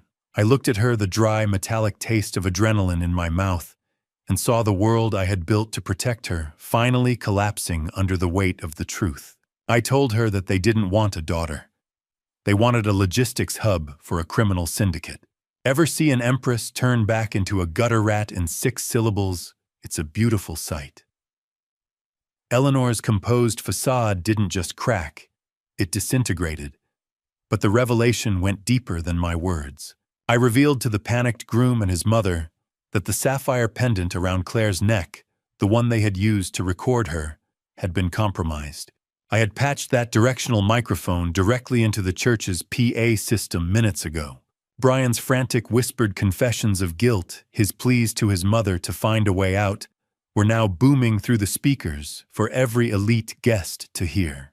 The aroma of ozone from the heating projector bulbs began to fill the air as the technical override reached its climax. Brian looked at the speakers as if they were judge and jury, his mouth hanging open in a silent scream of realization. I pressed the remote in my pocket, and the giant screens behind the altar flickered to life, not with photos of Claire's childhood, but with the high-definition bank transfers and forged documents that would send Brian Maxwell to prison for the rest of his natural life. The screen didn't just illuminate the room. It blinded the Maxwells with the one thing their world was designed to avoid: the irrefutable digital truth. The stained glass usually told stories of saints and salvation, but as the high-definition projectors hummed to life, the light that filled St. Jude's was the cold, clinical glare of a federal audit.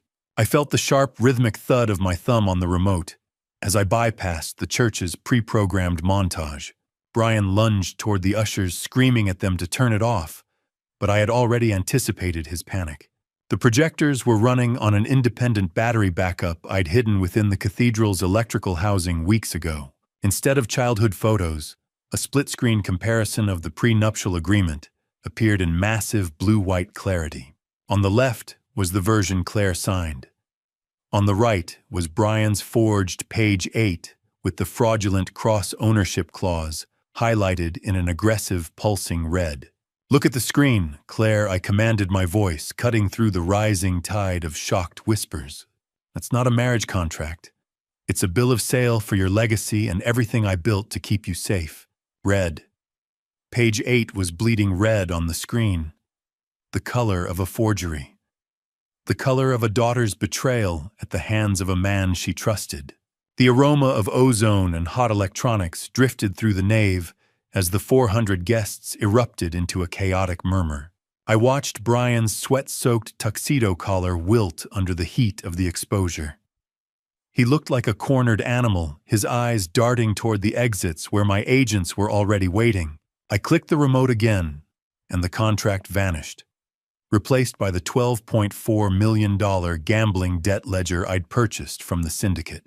I zoomed in on the signatures, the high-definition scan revealing Brian's name etched next to those of known Macau mob enforcers. I announced to the room that the man at the altar wasn't a brilliant investment banker, but a priority one federal target who had collateralized his own mother's retirement fund to cover a losing streak in tech derivatives. Eleanor Maxwell slumped into her seat in the front row, the silver silk of her gown finally matching the deathly gray of her complexion. Do you know what happens to a high society reputation when you broadcast a $12 million mob debt to the whole city? It evaporates faster than holy water on a hot skillet. I watched Claire's bouquet slip from her fingers, the lilies hitting the marble floor, as she turned to stare at the man she thought was her future. "Brian, tell me this is a mistake," she whispered, her voice cracking over the PA system for every guest to hear. He had no answer. "He didn't just bet your future, Claire," I told her from the shadows of the back row. "He bet his mother's life on a horse that was already dead." I noticed the guests in the third row. Men Brian believed were his wealthy venture capital partners leaned forward with tablet computers. They were actually the team of forensic accountants I'd hired to catalog every Maxwell asset in real time for immediate seizure. They were already stripping the skin off the wolf before the body was even cold. As the crowd watched the debt totals tick upward on the screen, I tapped the final command on my watch, and the church's sound system began to play an audio file that would break my daughter's heart once and for all. The first sound to come through the speakers wasn't music, but the clink of a silver fork against a porcelain plate, the beginning of the end for the man who thought he could use my daughter as a sacrificial lamb. The tinny, echoing sound of the dinner recording filled the vaulted space of St. Jude's, accompanied by crisp English subtitles flashing on the giant screens. Eleanor Maxwell tried to flee through the side door the moment her own voice filled the room, but she found the heavy oak barrier electronically locked by the hack I had embedded in the church's security system. She was forced to stand and listen to her own criminal confessions in front of the very socialites she had spent years trying to impress. The congregation sat in a stunned, suffocating silence as they heard Brian and Eleanor laughing about Claire's stupidity. Brian's voice, amplified and inescapable, described my daughter as a clean vessel for dirty water. He lunged toward the multimedia booth, his face a mask of sweating panic. But he was blocked by two ushers who were actually Vance's undercover agents. "Stop it. That's a lie. It's AI." Brian screamed, his aristocratic mask finally shattering into 1,000 jagged pieces. 30 seconds of audio. That's all it took to turn a wedding into a wake. The sharp, metallic scent of terror began to drift through the air, replacing the sweet fragrance of the lilies. I watched Claire from the back row. She looked as though she had been struck by a physical force. The audio continued, relentless and clinical. The guests heard the exchange where Brian told his mother to give Sophia Vance 72 hours.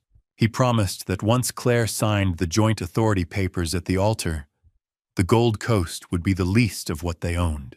I watched Brian's rhythmic, heavy breathing through my tactical binoculars, seeing the precise moment he realized the game was over. He looked at Claire, but there was no love left in his eyes, only the desperate, hollow calculation of a man seeing his exit routes vanish. Every word they had whispered in that private dining room was now public record, etched into the memories of Chicago's elite like a permanent stain. I watched my daughter's heart break in real time, the sound of her world splintering louder than any organ pipe. The recording reached its final, most lethal segment. Eleanor's voice discussed the mechanical failure intended for Claire's car shortly after the honeymoon. Claire's legs finally gave out. She dropped her bouquet, the white orchids scattering across the cold marble floor like fallen snow. Her silk dress crumpled onto the altar steps as she collapsed, her body racking with silent, violent sobs. "A mechanical failure, Brian," I asked, my own voice booming over the sound system cutting through the recording. "Did you choose the bridge yet?" Claire looked up at the man she had almost called husband, her face reflecting the terrifying realization that she had been sleeping next to her own executioner. "Dad, please make it stop." She sobbed, her voice a broken whisper that tore through my remaining resolve. I revealed to the room that the Sophia Vance mentioned in the tapes had already been apprehended by Interpol in Seoul, and her full confession was the next file cued for the screen, as Claire's sobs filled the silent church. Agent Vance Prescott stood up in the third row and placed his hand on his weapon, his eyes locked on me for the final command. I didn't say a word. I just gave Vance the nod, the signal to let the wolves of the law finish what the Maxwells started. I didn't need to shout for order. The sound of 20 tactical safety catches clicking off in unison provided a much more effective silence than any priest's prayer. Undercover FBI agents, who had been standing as polite ushers and distinguished guests, shed their roles with lethal, choreographed precision. One of Brian's groomsmen, a man who had supposedly been his college roommate, suddenly pinned Brian's arm behind his back.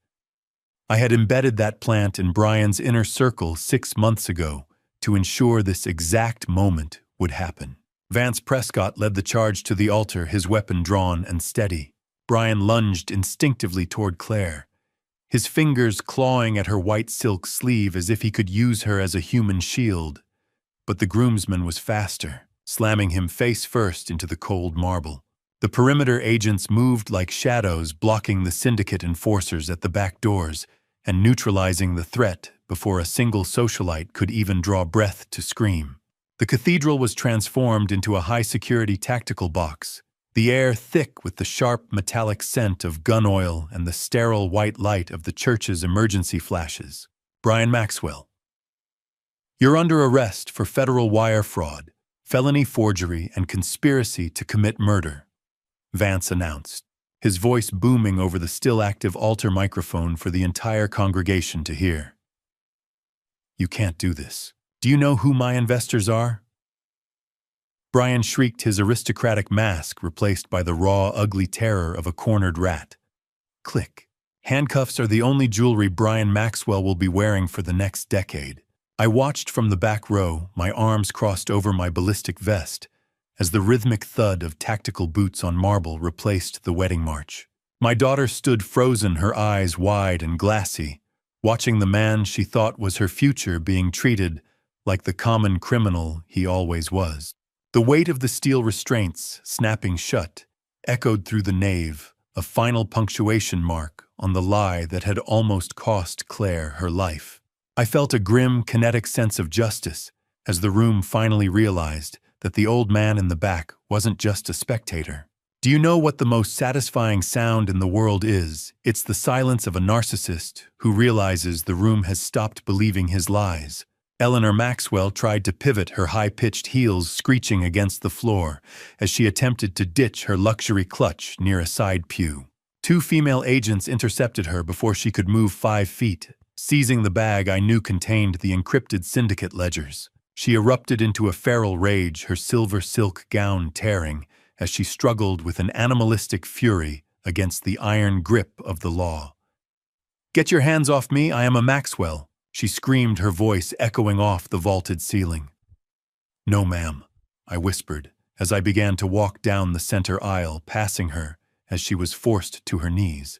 "You're just a case file with a bad attitude." As Brian was led away in tears, he began to shout in frantic Korean that he did it for Eleanor, desperately revealing that his mother was the true architect of the forgery. I didn't stop until I reached the altar, standing over Brian as he knelt in disgrace.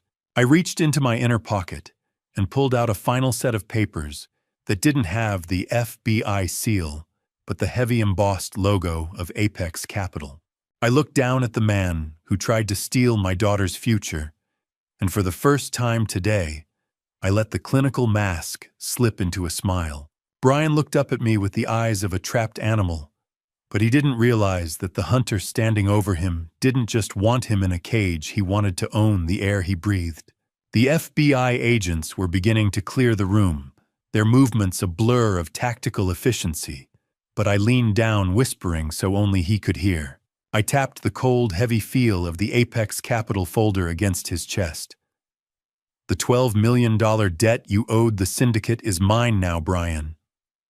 I bought it." And I funded the purchase with the very inheritance you tried to siphon from Claire, making you the primary victim of your own bottomless greed. His face shifted from pure terror to a soul-crushing realization that the federal sentence awaiting him was a mercy compared to my reach. The syndicate would have killed you quickly. I murmured, my voice a calm, wise rasp. But I'm going to keep you alive, healthy, and utterly broke for the next 40 years. You won't own so much as a wristwatch without my permission. You're a monster.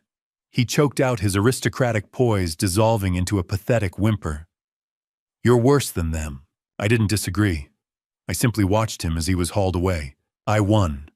That's what the manual says. Every objective was met, every threat neutralized.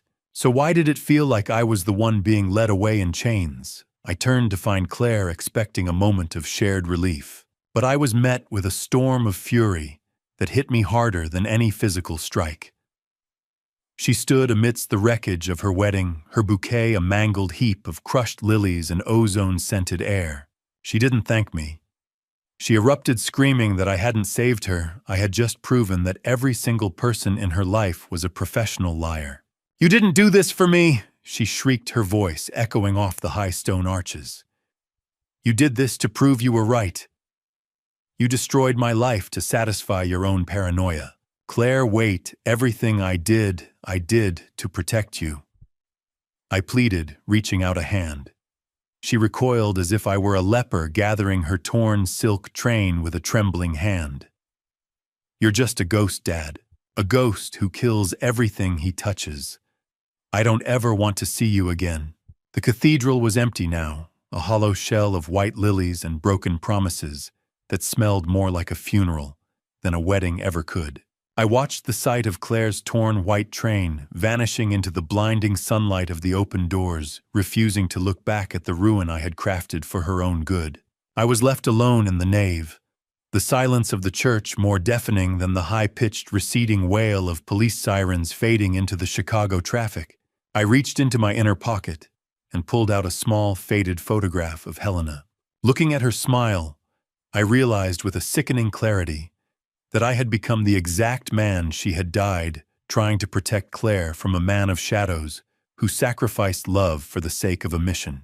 The echoing slam of the cathedral doors rang out like a final judgment, leaving me in the gathering gloom. I stood in the center of the aisle, the cold stone floor anchoring me to a hollow victory, and realized that in saving my daughter's life, I had successfully killed her father.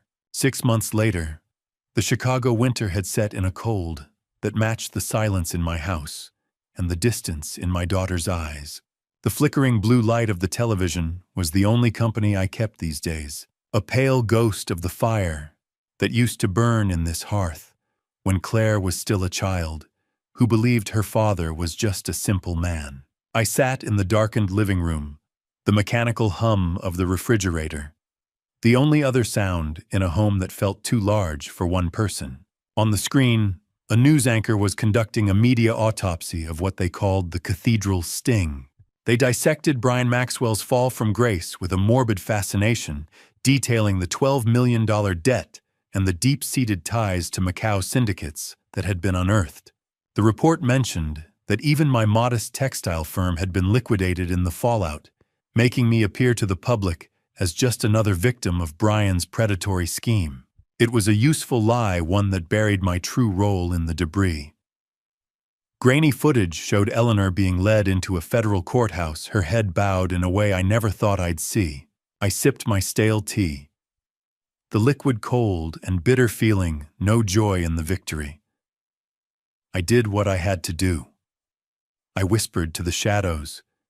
But why does it feel like I played a losing hand? Is it a rescue if the person you saved never wants to see your face again? That was the question that had been gnawing at me for half a year. I watched the news cycle pivot to a live clip of Claire standing on the steps of Sterling Logistics. She looked older, her features sharpened by the ordeal, but she possessed a resilience that made my chest tighten with a painful pride. She was announcing the successful purge of all Maxwell influence from her company, speaking about transparency and moving forward alone. She never once mentioned my name. As she spoke, The distant sound of sirens drifted in from the street, a reminder of the world I had used to save her. She told the reporters that Sterling Logistics remained a legacy, but a family of one from this day forward. I watched her every micro-expression searching for the girl I knew. She's strong, Helena, I thought, looking at the silver-framed photo on the mantel. Just like you. And just as angry. I reached out and touched the cold silk of the necktie. I still wore a habit of a man who no longer had a mission, but couldn't quite stand down. Justice is a cold dinner. I've been eating it for 40 years. It fills the stomach, but it never quite warms the blood. As the news segment ended, I saw a subtle hand gesture Claire made as she adjusted her papers. It was a small 3-finger tap against her thumb, a sign we had used when she was 5 years old to indicate she was safe. It was quick, almost invisible to anyone who hadn't spent a lifetime studying her, but it was there. She knew I was watching. She was safe, and in her own way she was letting the ghost know. As I reached out to turn off the television, a single encrypted notification chirped on my phone. The screen flickered with a message from a blocked number. There was no text. Only a set of coordinates for a specific park bench I hadn't visited in 20 years. I stood up, my knees popping in the silence, and felt the old familiar weight of anticipation return to my gut. The coordinates weren't just a location. They were a summons from the only part of my life I had tried to keep alive.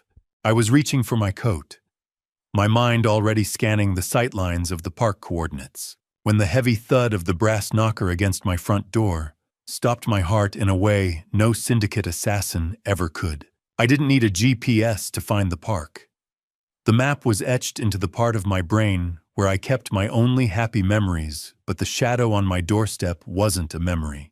I opened the door to find Claire standing in the late autumn rain, looking nothing like the polished CEO from the news. She was wearing an old hoodie from her college days, the fabric damp and clinging, and she carried a heavy weathered leather satchel that looked like it weighed 100 pounds. The reek of damp wool and rain-slicked pavement filled the entrance hall. "You're not at the park?" I said, the words coming out as a breathless rasp. "I sent those coordinates to see if you'd still run toward the shadows, Dad," she replied, her eyes hollow and searching. "I'm already here." She pushed past me into the house, her boots tracking wet leaves onto the hardwood, and headed straight for the study, the room that had been strictly off-limits for as long as she could remember. The ticking of the grandfather clock in the silent house felt like a countdown. The park bench had been a loyalty test, a lure, to see if the station king was still active in the network, and my readiness to go had confirmed every dark suspicion she harbored. Claire dropped the leather satchel onto my mahogany desk, the heavy thud of paper hitting wood echoing like a final gavel. She unbuckled the straps with trembling hands, revealing a mountain of documents. The secret was out. Not just the Maxwell's secret. Mine. She told me she had spent the last 6 weeks using her own forensic team to bypass every redaction in the FBI file Vance had conveniently left in her evidence locker. She looked at me, and I saw the blueprints of a prison she'd lived in her entire life without noticing the bars. She began pulling out the yellowed, brittle texture of old mission reports, laying them out like a map of my sins. "I read it," she whispered. "All of it. The Section 8 reports the Macau cables, the extractions in Seoul. I know about the Silver Shepherd protocol. I know why Mom really died." I stood paralyzed, the weight of 20 years of lies collapsing onto my shoulders. "I never wanted that paper to be your inheritance, Claire," I whispered. But the words felt thin and useless. She looked at the room with a painful clarity, finally understanding that every boring business trip to Tokyo or Frankfurt was a shadow war fought to keep the wolves from her bedroom. She looked at me like I was a stranger, yet for the first time she was truly seeing me. She pulled a single blood-stained document from the bottom of the bag, the original mission report from the night Helena died, and laid it over my heart. But then her hand dived back into the satchel, pulling out a second hidden file. She had found the account ledgers, showing that for the last decade, I had been anonymously funding Sterling Logistics' global expansion through a shell company in the Caymans. I wasn't just a ghost protecting her. I was the silent partner who had built the very pedestal she stood on. Claire stood in the threshold of my study, holding the physical evidence of my secret life, the rain-damp silk of her hoodie the only thing keeping her from shattering. I looked at the report. The ink faded by time, but the tragedy still as sharp as a fresh blade, and I realized the only lie left was the one I was telling myself. I looked at the rust-colored stain on the folder, the physical remains of the day my world ended, and realized I could no longer hide behind the shadow of the man I used to be. For 20 years, I had let Claire believe her mother died in a random, tragic car accident. I sat at my mahogany desk, the soft, rhythmic ticking of the study clock, the only sound in the room until I finally broke my silence. I told her the truth. It wasn't an accident. It was a retaliatory strike by a cartel I had dismantled during my time in Seoul. I didn't lie because I was ashamed of the work, Claire, I said, my voice thick with cathartic grief. I lied because your mother's last breath was a plea to keep you out of the light. She wanted you to have a life where you never had to look over your shoulder. I spent the rest of my years playing the simple textile man to ensure the remaining threats never saw you as a target. I described the hidden agony of watching her resent my perceived weakness while I was secretly coordinating with global intelligence assets to keep the monsters at bay. You let me hate you for being ordinary, she whispered, the salt of a shared final tear trailing down her cheek. You were the only thing keeping the wolves away, and I treated you like a burden. The truth was a heavy garment I'd worn for 20 years.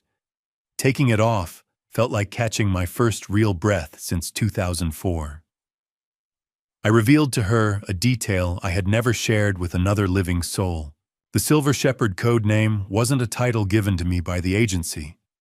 It was a name Helena gave me in her private journals, the only piece of her I never burned. It was her way of acknowledging the man who guarded the flock in the dark. Claire looked at me, her eyes reflecting the warm, flickering orange light of the hearth, and I saw the blueprints of the prison she'd lived in finally being replaced by a home.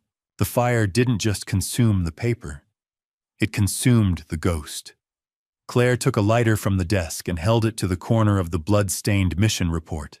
We sat together in the silence, the reeked of burning paper and cedarwood filling the air as we watched the secrets turn to ash in the fireplace. The weight of the Silver Shepherd protocol finally lifted from my chest. My daughter was no longer a target to be managed. She was a partner who knew the truth. I reached into my desk drawer and pulled out a small ancient key to a safe deposit box. It wasn't filled with the laundered millions or technical schematics Brian had craved. It was filled with Helena's personal letters and the mementos I had hidden away to protect Claire from the pain. The shadows are gone, Dad, Claire said softly, her hand covering mine. You don't have to be a ghost anymore. I think I'd like to try being a father for a while, I replied. Just a father. I revealed that while I had truly retired, I had left a digital dead man switch in place that would automatically protect Sterling Logistics forever, a silent guardian that required no more lies. I looked at Claire, the firelight reflecting in eyes that finally saw me for who I was, and for the first time in my life, I didn't check the door for a shadow. The scent of garlic and rosemary in my kitchen was a far cry from the metallic tang of gun oil, a quiet victory in a war that had finally moved from the shadows to the dinner table. 3 months had passed since the cathedral incident, and the heavy silence of my home was finally being filled with the sounds of a living family. I stood at the stove, feeling the comfortable weight of a ceramic plate in my hand as I plated the chicken. It was our new Sunday ritual, a fragile bridge we were building one meal at a time. I had spent decades monitoring her safety through encrypted feeds, but watching her sit at my dining table pouring herself a glass of wine was the only intelligence report I ever truly wanted. I noticed the cool condensation on her wine glass as she looked over her shoulder at me, her face lacking the rigid defensiveness that had defined our relationship for years. The entry twist of our current piece was a secret I still held close. The anonymous tip that led Korean police to Sophia Vance's safe house weeks ago hadn't been a stroke of luck. It was a digital breadcrumb trail I had meticulously planted during the poison pill protocol, a final insurance policy to ensure the Maxwells stayed buried. The quarterly numbers are up, Dad Claire said, her voice carrying a light, authentic confidence. Without the silent partners draining the accounts, we're actually thriving. I set her plate down and took my seat, the soft evening breeze through an open window carrying the scent of a peaceful Chicago autumn. I never doubted you could run that ship, Claire, I told her, and for the first time, it didn't sound like a tactical assessment. I just wanted to make sure nobody sank it first. 6 months ago, I was buying a man's debt in a warehouse. Tonight, I'm arguing about the best way to roast a chicken.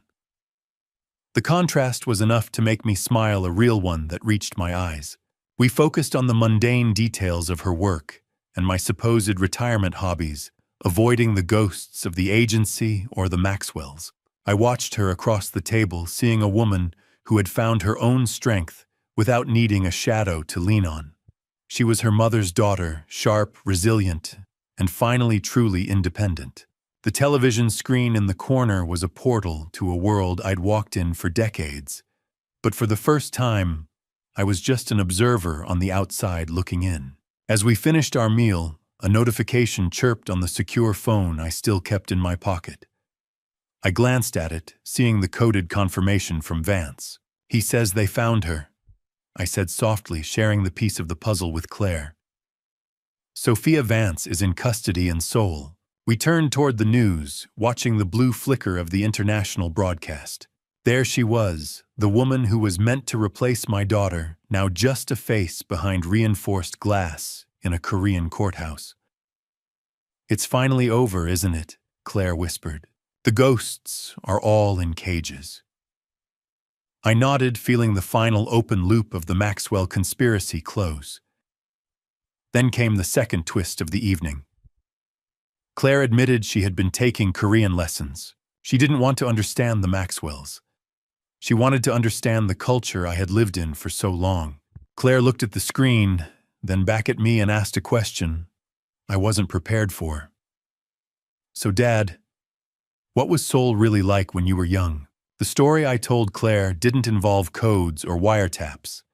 It started with the reeked of rain in a marketplace, and the man I was before I became a shepherd. 7 months had passed since the day the Maxwells were led away in steel, and the Chicago autumn had arrived with a blinding clarity that seemed to wash the city clean. The cemetery was quiet, the kind of stillness that usually meant I was alone with my failures. But today, the crunch of frost-covered gravel beneath 2 sets of feet sounded like a truce. I walked beside Claire toward the familiar granite slab under the ancient oak tree. I had already bought the plot next to Helena years ago, a silent preparation for a lonely exit. But as I felt the soft, warm weight of Claire's hand in mine, I realized I wasn't in a hurry to occupy it anymore. I placed a single white lily on the granite. It was the same flower that had mocked me at the cathedral, but here in the cold morning light, it finally represented a completed cycle of protection. "I kept her safe, Helena," I whispered in the private chapel of my mind. Just like I said I would. The secret she died for had finally been unburdened, and the silence between my daughter and me was no longer a wall, but a shared bridge of grief and understanding. "She would have been proud of the man you were," Dad Claire said softly, her voice steady. "And the one you're finally becoming." I didn't check the rearview mirror once on the drive over.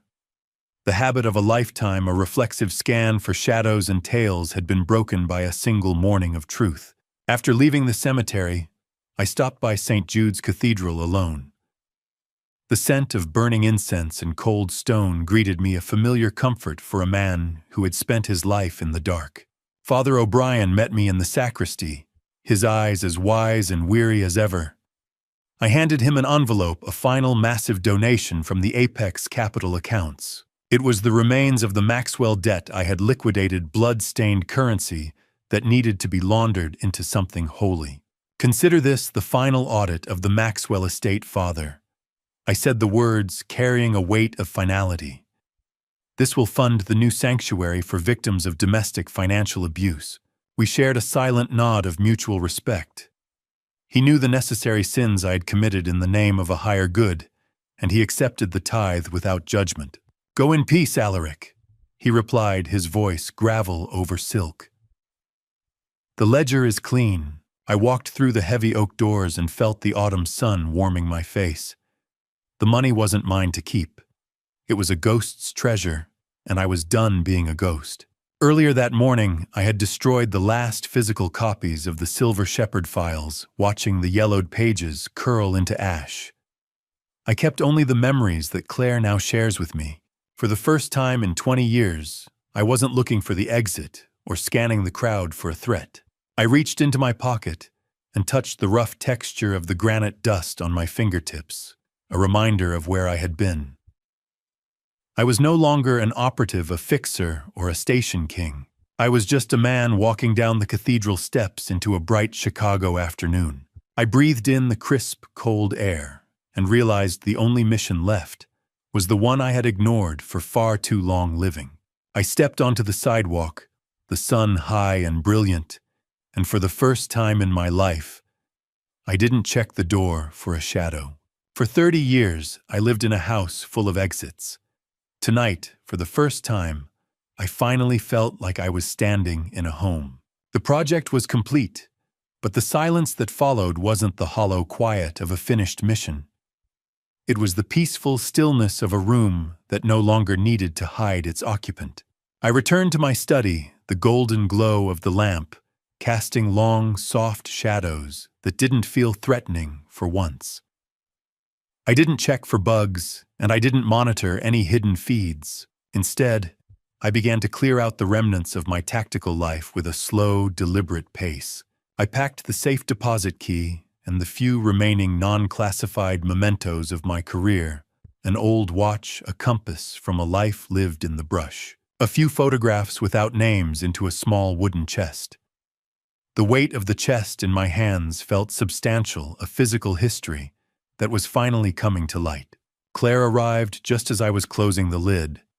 Her presence in the room no longer a tactical variable to be managed, but a daughter coming home. In that quiet, profound moment, I handed her the chest. "This is everything that's left, Claire," I told her. "No more redactions." She ran her fingers over the carved wood and told me she had already taken the Apex Capital Funds and established a scholarship in her mother's name. My war chest had become a tool for public good, and seeing the pride in her eyes made every cold night in the field worth the cost. Do you know what the most dangerous weapon in the world is? It's not a gun or a code. It's the truth told too late. I had narrowly avoided that mistake, and as we sat together in the study, I realized the simple man I had pretended to be wasn't just a cover. It was the man I always wished I could have been for her, a man who worried about the lawn and the weather instead of logistics and extractions. "I don't need the operative anymore, Dad," she said, her voice warm and clear. "I just need you." We sat in a silence that didn't require tactical analysis, just the soft evening breeze through the open window and the rhythmic ticking of the clock. I realized that the sheep I had spent a lifetime guarding had grown strong enough to lead the flock herself. Nightfall settled over the city, and the city lights below looked like a sea of stars. For once, I wasn't trying to navigate the dark between them. I stood by the window watching the Chicago skyline twinkle with a distant, peaceful hum. I watched Claire drive away, her taillights fading into the distance, knowing she was truly free of the Maxwells and my own heavy shadows. I looked at my reflection in the dark glass. Alaric Sterling was a fine name, a strong cover that had served me well through a dozen countries and 100 crises. But as the ledger closed, I thought of the name on my birth certificate, a name I hadn't used since before the agency found me. I thought of Thomas, the boy who liked to read and didn't know how to lie. I was a shepherd who forgot that the sheep eventually grow strong enough to lead, but tonight the shepherd could finally rest. I turned away from the window and reached for the light switch, leaving the shadows exactly where they belonged in the past. Looking back now, I realize this was never just a battle against criminals. It became a painful family story that forced me to face the truth about the father I had been. For years, I believed silence was protection. I thought hiding my past would keep my daughter safe from the dangers of my world. But the hardest lesson from this family story is that secrets can slowly build walls between the people who love each other the most. If I could go back and speak to the man I once was, I would tell him this: do not protect your family by disappearing from their lives. Be honest before the distance becomes impossible to cross. Some people may look at everything that happened and call it a dad revenge, but in my heart, it was never truly about revenge. A dad revenge may stop a predator, but it cannot heal the damage caused by silence. This family story reminded me that love should never feel like control or manipulation. Fear can make even a good father choose the wrong path. In the end, I learned that protecting your family requires courage, honesty, and humility. A dad revenge might win a battle, but truth is what saves a family in the long run. I believe God allowed this storm to teach me that strength is not found in secrecy, but in trust and love. Thank you for staying until the end of this journey. I truly appreciate you being here. If you were in Alaric's situation, forced to choose between revealing the truth or losing your daughter's trust, what would you do? Share your thoughts in the comments. If this story moved, you consider subscribing for more. Some parts of this narrative were dramatized for storytelling.